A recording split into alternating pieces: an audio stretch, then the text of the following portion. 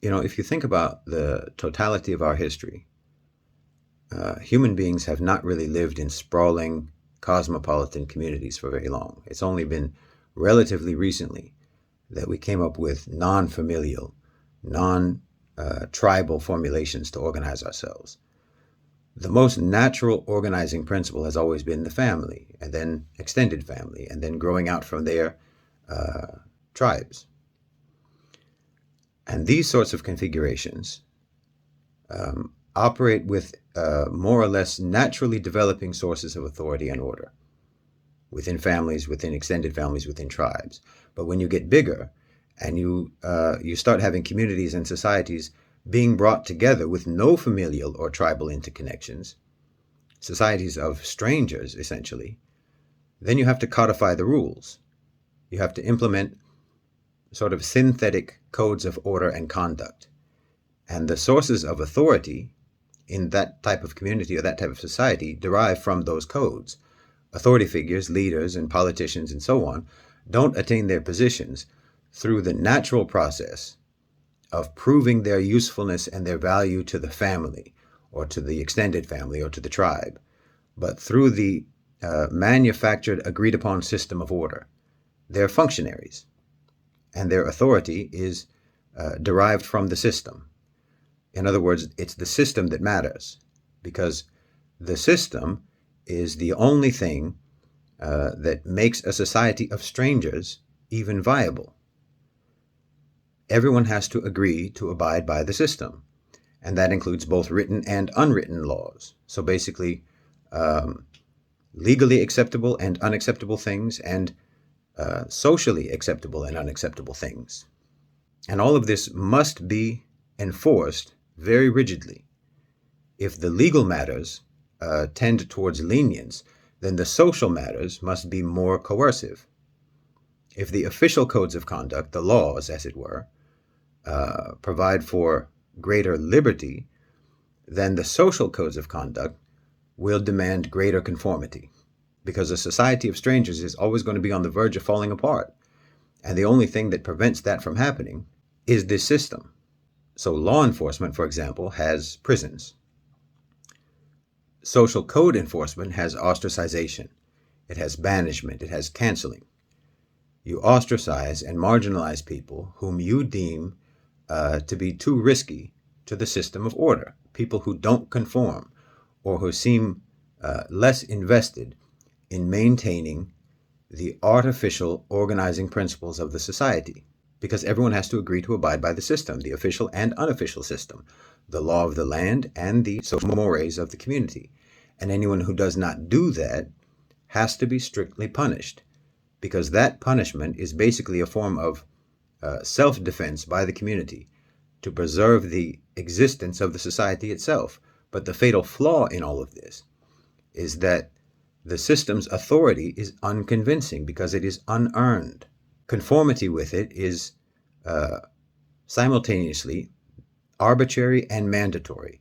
In other words, you have to adhere to it whether you believe it or not, simply because it is necessary to adhere to it because of its function.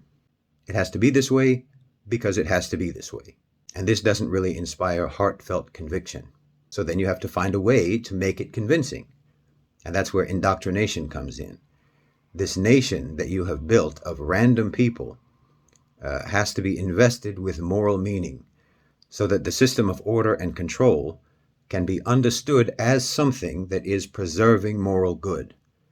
But you have to be very careful about what the indoctrination presents as the moral rationale. Because if, for example, your moral rationale is, say, freedom, then you have just created more problems for yourself.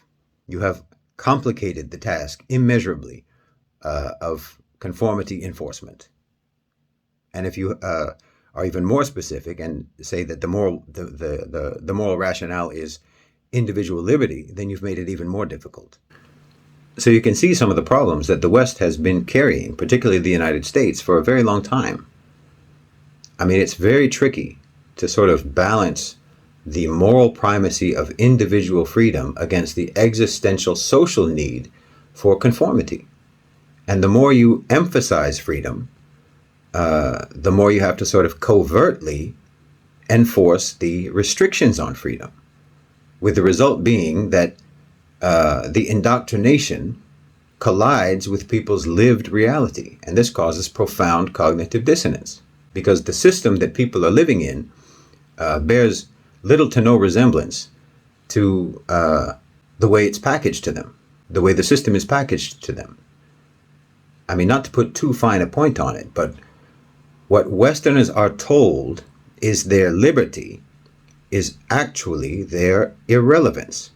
It's like being in a prison yard. You can do whatever you like in a prison yard, but no matter what you do in the prison yard, it has no liberatory element. You are confined, and you call that confinement freedom. See, you constructed an artificial management system for this vast congregation of strangers, and an artificial authority structure. An authority structure and a management system that is necessary and is mandatory, but is inorganic. It's not a naturally occurring system based on ties of kinship. So you have to imbue it with legitimacy by painting it with a veneer of principle. This makes people feel that their mandatory conformity and adherence to the system is actually voluntary, and that it's a product of their own belief system. But you see, when you have placed freedom at the center of the moral rationale for your system, it can become conspicuous very quickly that the system does not actually allow freedom. Because obviously, in reality, freedom would be lethal to maintaining a society of strangers. Conformity is the necessity here. There's a reason why the country that is, most famous for being the freest country on earth, the United States, also happens to have more laws on the books, more regulations than any other country in the world, more than any other country in history, as a matter of fact. And why it has the highest percentage of its population in prison, more than any other country. So yeah, it's conspicuous. The land that is obsessed with the sanctity of individual liberty binds its citizens with laws and regulations more than any other place on earth, and jails more of its citizens than any other country. But to maintain the illusion, you're given freedom in what does not matter. You're given freedom in what does not touch the system of management and control. Freedom in trivial things. Freedom in whatever will distract you from your actual lack of freedom. Freedom to choose between, 50 kinds of toothpaste. Freedom to watch pornography. Freedom to fornicate. Freedom to commit adultery. Freedom to be homosexual. Freedom to get drunk. Freedom to get high. On and on. Freedom to do all of the things that a more traditional, familial, tribal social structure would not allow, because that sort of a structure has an interest in you being a moral, mature, virtuous person, a serious person, a person who brings honor and nobility to your people. So freedom in the West is a euphemism for irrelevance. So you can be a man in lipstick and high heels because ultimately you don't matter. You can get high. You can be promiscuous. You can play video games for 10 hours a day. You can binge watch entire seasons on Netflix in one sitting because you don't matter as a person. But you better get up when your alarm clock goes off when it's time to go to work. Wear your seatbelt, follow the traffic laws on your way to work. Don't drive in the wrong lane. And comply with all workplace rules once you get there. Don't say the wrong thing, don't make the wrong joke, and don't take too long in the bathroom. Pay your bills on time, pay your taxes on time. Don't violate community guidelines. And pledge allegiance to the flag. You have freedom in trivialities. And even that for only a few hours a day. But it's enough to convince part of your mind that the system is protecting your freedom. The system that you have no choice but to comply with. And again, that's because it's an artificial system. So belief in it has to be manufactured. Now, in Islam, of course, we've also grown well beyond familial and tribal structures, even though those structures are still very present and influential in our societies. But the difference is our belief preceded our system of management and control. Our system developed from our beliefs. It's organic. It's not artificial. It's all synchronized. The moral rationale for the system is what gave birth to the system. And the moral rationale isn't freedom and liberty, but submission to the Creator. We believe in the laws. We believe in the objectives of the laws, and we understand them. We don't need to be indoctrinated. We don't need to be fooled or distracted or misled into thinking that we are doing anything other than complying, because we want to comply, because we believe in it. We comply even when the law of the land doesn't impose it. We comply with the Islamic system of order even when we're free not to. Our whole religion is self-compliance with the Sharia. This is something a lot of Westerners can't understand. I mean, would we like for the law of the land in Muslim countries to enforce the Sharia? Sure. Most of us would. But whether they do it or not, we're going to keep following it either way. In the overwhelming majority of Muslim countries, alcohol is legal. Adultery isn't a crime. Hijab isn't mandatory. Nobody forces you to pray. But the majority of Muslims still adhere to the Islamic rulings on these things. I mean, there's something revealing, about those Western films that take place in a post-apocalyptic world, like a zombie apocalypse or nuclear holocaust or something like that. They always depict a lawless, anarchic chaos of violence and banditry, brutality, a total breakdown of civilization. But in a Muslim version of a post-apocalyptic world, we'd be the same as we are now. Our societies would still function the same way. We'd keep following the same rules that we do now.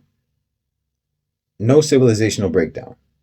And we know this because a lot of our countries are already suffering post-apocalyptic conditions thanks to the West. The destruction and the desperation that you yourselves imagine would cause your people to lose their minds. Millions of Muslims have already experienced and are experiencing today, and they are adhering to the same social management system, the same moral code that they were following before your bombs fell. Those types of movies, those scenarios, and things like the Purge movies, it shows how much you actually distrust yourselves with freedom, that you think you can't behave properly if you had freedom. It terrifies you, but we'd be fine. Muslims have an infinitely greater capacity for the responsible exercise of freedom than the West.